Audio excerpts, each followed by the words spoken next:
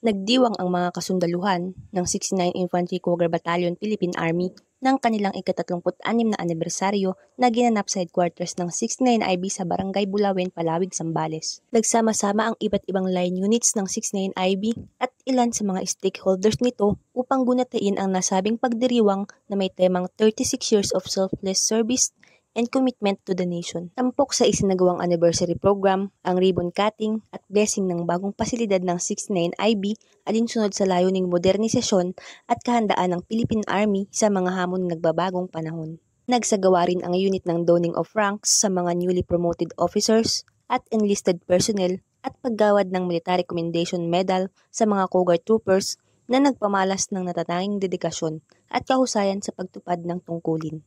Dumalo sa programa ang 702nd Infantry Brigade Commander na si Brigadier General Guillermo Señeres at Provincial Disaster Risk Reduction and Management Officer na si Rolex Estella bilang kinatawan ni Zambales Governor Hermogenes Ebdane Jr.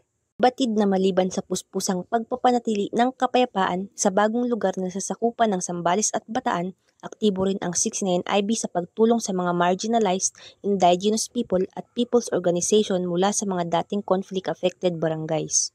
Isa sa naging malaking tagumpay ng 69 IB ngayong taon ay ang pagkakadeklara ng State of Stable Internal Peace and Security sa lalawigan ng Zambales at Bataan nitong Marso.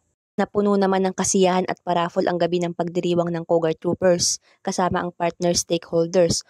Una rito, nagtagisan sila ng galing sa Sports Fest at Squad Challenge bilang bahagi ng 36th founding anniversary ng unit. Mula dito sa lalawigan ng Zambales, ako si Justin Ann Audensyal, ang inyong kaugnay.